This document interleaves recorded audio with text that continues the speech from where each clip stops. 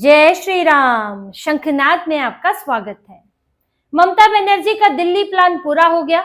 दिल्ली में जितना तमाशा कर सकती थी, जितना हंगामा कर सकती थी, उन्होंने कर लिया। एक तरह से आप समझिए ये उनका ब्रह्मास्त्र था, एसआईआर को लेकर, चुनाव आयोग को लेकर, बीजेपी को लेकर, जो वो दिल्ली में चला चुकी। आखिरी उनके पास था, इससे ज्यादा हंगामा वो एसआईआर पर नहीं कर सकती। ममता बनर्जी एसआईआर को मुद्दा बनाना चाहती है, सेंटर वर्सेस ममता बनर्जी दिखाना चाहती है, बंगाल की बात करती है, बंगाल प्राइड की बात करती है, तो उसी को लेकर चुनाव में चलना चाहती है। और उसमें उन्होंने जो सबसे बड़ा कदम उठाना था वो दिल्ली में उठा लिया।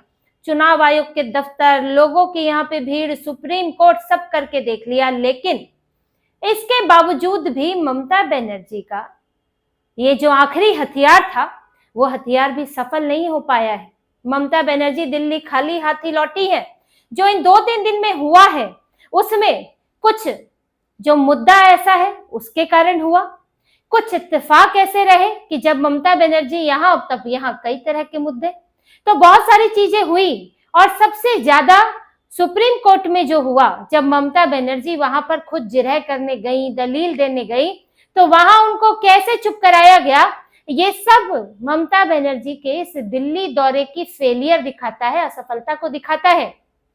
मीडिया में बयान आना, सोशल मीडिया पर ट्रेंड चलना, ये सब चीजें देखिए ऊपरी तौर पर होती हैं, लेकिन ममता बनर्जी जो चाहती थी, क्या वो कर पाई? क्या उसका इम्पैक्ट बंगाल में है? हम इस पर बात करेंगे। सुप्रीम कोर्ट में देखिए हुआ क्या, पहले जरा इसकी बात कर लेते हैं। सुप्रीम कोर्ट में ये पहुंची थी और ये अपने वकीलों के साथ खड़ी हुई थी। अब इन्हें कैसे भी बोलना था, किसी भी तरह कुछ तो बोलना था ताकि मीडिया में हेडलाइन बने, क्योंकि चल रहा था ममता बनर्जी अपना केस खुद लड़ेंगी। वो अपना केस खुद नहीं लड़ सकती थी, ये तो तय था, क्योंकि उनके पास प्रैक्टिसिंग लॉयर वो नहीं है और उन्होंने इतने महंगे महंगे करोड़ों करोड़ के वकील बैठा रखे, किस लिए केस लड़ेंगी अपना? तो वो वहां गई क्लाइंट के तौर पर। बाहर मीडिया में फैलाया गया कि वो अपना केस लड़ने जा रही है, लेकिन वो गई क्लाइंट के तौर पर खड़ी हुई। और जब उन्होंने बोलने की कोशिश की, माय लॉर्ड करके बोलने की कोशिश की, तो सुप्रीम कोर्ट के जजों ने, जिसमें सीजेआई सूर्यकांत थे, उन्होंने उन्हें याद दिलाया कि आपके जो वकील हैं वो सीनियर काउंसिल हैं, मिस्टर दीवान, श्याम दीवान जो है, हमें उनकी क्षमता पर कोई शक नहीं है, वो आपका केस बहुत अच्छे से रख सकते हैं, उन्हें बोलने दें।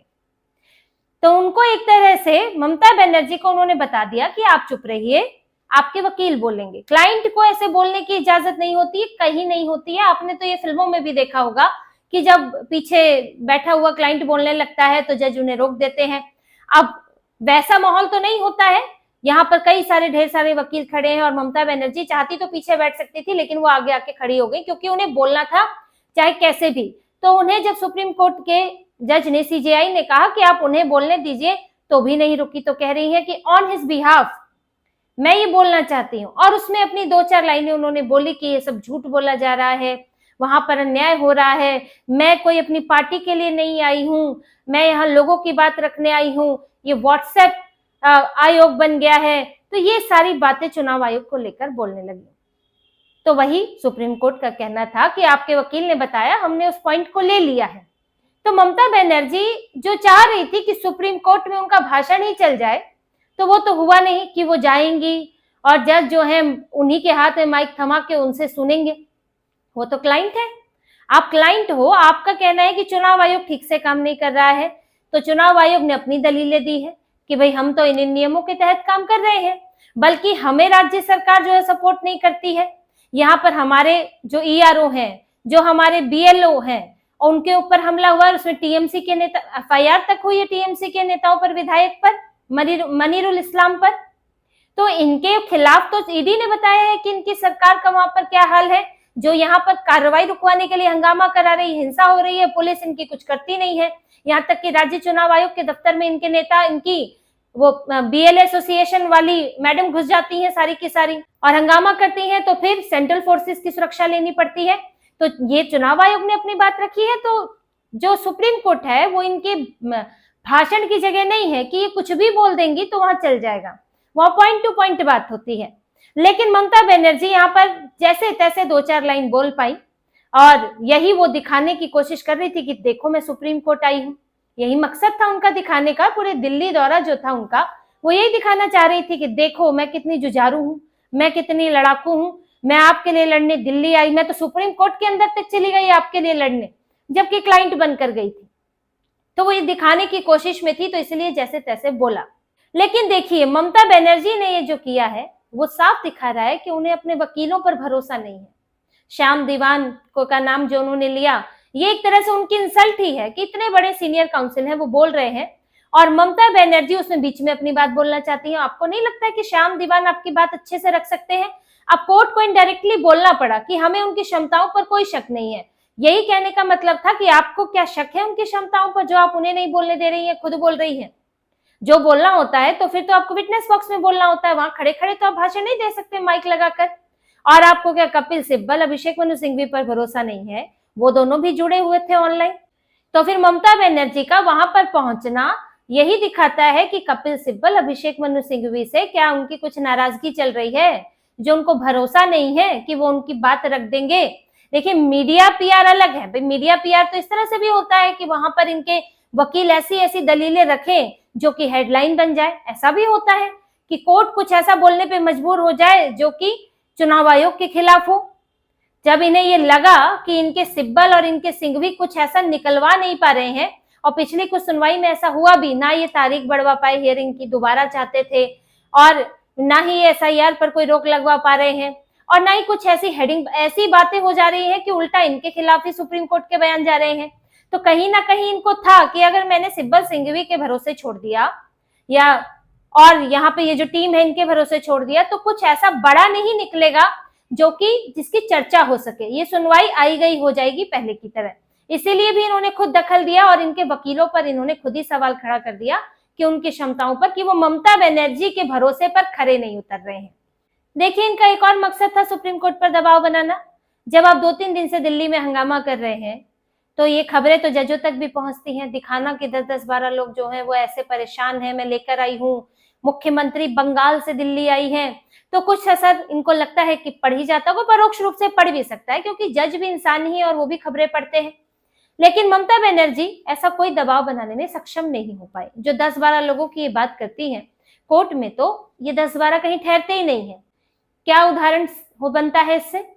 अगर आप इतना बड़ा आरोप लगा रही हैं कि बहुत बड़े स्तर पर गड़बड़ी हो रही है, टीएमसी के समर्थक हटाए जा रहे हैं, तो फिर आपको इसकी लिस्ट तो बहुत बड़ी होनी चाहिए थी। भले ही आप 10-12 लोग लाते हैं, लेकिन सूची होनी चाहिए थी, वो तो नहीं थी।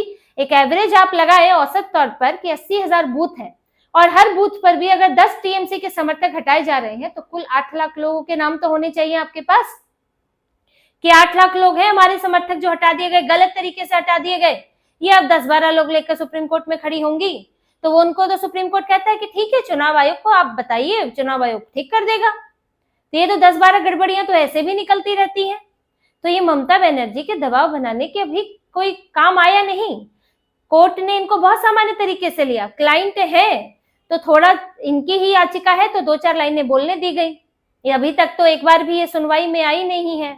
अब आई थी दर्शन देने, तो इनकी बात, इन्हें 2-4 बातें बोलने दी गई। उसके अलावा इनको कोई सुप्रीम कोर्ट ने अहमियत नहीं दी। वो खड़ी रही वहां पर, लेकिन कोई सुप्रीम कोर्ट ने अहमियत नहीं दी। जो चल रहा था वो चलता रहा, और कोई ऐसा इस पर कोई फैसला भी नहीं आया है अभी। तो ममता बनर्जी ना तो इससे कोई बड़ा इम्पैक्ट बना पाई, ना कोई दबाव बना पाई। और ऊपर से देखिए इन दिनों हुआ क्या, जब से ये दिल्ली आई है तब से कुछ ना कुछ ऐसा हो रहा है कि ममता बनर्जी का मुद्दा दब रहा है। अब चाहे पहले क्या हुआ कि राहुल गांधी, संसद शुरू हो गई, जिस दिन शुरू हुई थी आई थी, सत्र शुरू हुआ, राहुल गांधी ने पूर्व सेना प्रमुख का मुद्दा छेड़ दिया, उनकी किताब का मुद्दा छेड़ दिया, वो हेडलाइन बन गया। उसके तुरंत बाद शाम को क्या हुआ कि ट्रेड डील हो गई यूएस के साथ, वो हेडलाइन बन गया। ममता बनर्जी कहीं किनारे हो गई, चलता रहा, लेकिन उसको उस तरह से ये चाहती थी कि पूरा मीडिया कैप्चर मेरा रहे, दिन भर मैं दिखती रहूं, लेकिन वो नहीं हुआ। अगले दिन भी यूएस ट्रेड डील चलती रही, फिर संसद सत्र शुरू हुआ, फिर उसके बाद रवनीत बिट्टू वाला मामला हो गया, निशिकांत दुबे ने जो बोला वो चीजें हो गई। तो ये सब ऐसे मुद्दे लगातार चल रहे हैं कि ममता बनर्जी का मुद्दा कहीं ना कहीं उसमें छुप कर रह गया है, कि वो कुछ एक हेडलाइंस में आ जाता है, कुछ एक खबर बन जाती है। तो ममता बनर्जी मीडिया का भी पूरा टेंशन नहीं ले पाई। और इसके अलावा देखिए, ये जो मुद्दा है, जो ये सोच रही थी कि बहुत बड़ा मुद्दा बनाएंगे, अपने अपने सर्कल में तो एक अलग बात होती है, आपके समर्थक तो पोस्ट करेंगे ही, लेकिन लोगों पर कितना इम्पैक्ट पड़ा। क्योंकि देखिए ये जो मुद्दा है, ये राहुल गांधी तो घसीट ही चुके हैं, इससे कोई ऐसा रहा नहीं कि राहुल गांधी कुछ बड़ा कर पाए हों इसको उठाने के बाद, बल्कि चुनाव और हार गए, बिहार हार गए, महाराष्ट्र में हार गए, क्योंकि लोगों को भरोसा ही नहीं है। लोगों को लगता है कि ये एक है चुनावी मुद्दा। जब भी वो प्रेस कॉन्फ्रेंस करते हैं, जितनों का उदाहरण बताते हैं, कुछ ना कुछ उसमें गड़बड़ निकल जाती है। और एसआईआर इसको सुधारने के लिए हो रही है, तो राहुल गांधी एसआईआर का भी विरोध कर रहे हैं। तो लोगों को लगता है कि इनका मन है कि विरोध ही करना है, तो इसका इम्पैक्ट मुद्दे की तरह नहीं बन पाया, इसको लोगों ने एक राजनीतिक मुद्दा समझ लिया। तो ममता बनर्जी भी जब आई तो वो एक घिसे पिटे मुद्दे को ही आगे बढ़ा रही थी। अब वो उसको कितना आगे बढ़ा पाएंगी? फिर उन्हें समर्थन भी नहीं मिला। देखिए इस राजनीति को भी आप समझिए, कांग्रेस से समर्थन नहीं मिला है ममता बनर्जी को। ममता बनर्जी ने कांग्रेस के सामने प्रस्ताव रखा था कि महाभियोग लाना चाहिए चुनाव आयुक्त, जो सीईसी है, केंद्रीय चुनाव आयुक्त ज्ञानेश कुमार के खिलाफ और राज्य चुनाव आयुक्त के खिलाफ, इनके खिलाफ महाभियोग लाने के लिए प्रस्ताव रखें और उसमें हमारा समर्थन करें। लेकिन कांग्रेस ने इस पर कोई भाव नहीं दिया, क्योंकि कांग्रेस ममता बनर्जी के पीछे पीछे नहीं चलना चाहती। ममता बनर्जी तो कांग्रेस के साथ इस तरह नहीं दिखना चाहती कि राहुल गांधी आगे रहे और वो पीछे रहे, लेकिन कांग्रेस भी अब ये नहीं चाहती है, क्योंकि बंगाल में चुनाव है। तो जो मुद्दा राहुल गांधी का उठाया हुआ है, ममता बनर्जी उसी में हीरो बनने में लगी है, और वो एक कदम और आगे जाकर ज्ञानेश कुमार के खिलाफ, जो सीईसी है, उनके खिलाफ महाभियोग लाना चाहती है, जो राहुल गांधी नहीं लाए, ममता लाना चाहती है। तो कांग्रेस का तो मुद्दा हाईजैक हो जाएगा। अगर महाभियोग लाए तो राहुल गांधी के नेतृत्व में आना चाहिए, लेकिन यहाँ तो ममता बनर्जी आगे है, तो कांग्रेस ने उस पर कोई भाव नहीं दिया। कांग्रेस से भाव नहीं दिया तो फिर और कौन सी पार्टी यहाँ पर बचती है? कोई क्यों इसमें पड़ेगा? तो ममता बनर्जी को पूरी तरह से विपक्ष का समर्थन भी नहीं मिला। वो अपना अपना आई, अपनी अपनी ढपली बजाई और फिर निकल गई, और उसका कोई खास इम्पैक्ट उस तरह से बंगाल में भी नहीं देखने को मिल रहा है। क्योंकि देखिए बंगाल में दो तरह की चीज चल रही है। ऐसा नहीं कि जो ममता बनर्जी ने किया वो बंगाल के लोगों को दिखाई नहीं, उनकी कोई राय नहीं बनी, प्रतिक्रिया उस पर नहीं हुई, लेकिन बंगाल में इसे घुसपैठी के नजर से भी देखा जा रहा है। ऐसे ही नहीं था कि ममता बनर्जी को इधर आना था और अमित शाह तुरंत वहां पहुंच गए और इसको सीधे सीधे उन्होंने घुसपैठ से जोड़ा कि दीदी कितना भी विरोध कर ले, हम घुसपैठियों को निकाल कर रहेंगे। एसआईआर घुसपैठियों को निकालने के लिए है। तो वहां दो राय चल रही है कि ममता बनर्जी एसआईआर का विरोध इतना क्यों कर रही है। आम लोगों के नाम कट रहे हैं तो पता ही नहीं है, दिखता ही नहीं कि आम लोगों के नाम कट रहे हैं। लोग अपना हियरिंग पे जा रहे हैं, जिनका सही है उनका सही हो जा रहा है, और ये भी सामने आ रहा है कि कैसे कैसी इसमें अनियमितताएं हैं, कैसे अब किसी को भी अपना माँ बाप बना के उसमें लगा दिया गया है। एक आदमी के 200-200 बच्चे, 300-300 बच्चे सामने आ रहे हैं। तो बंगाल के लोगों से ये भी तो छुपा नहीं है, बंगाल की तो खबरें हैं ये। तो यहाँ पर डुअल माइंड में है लोग।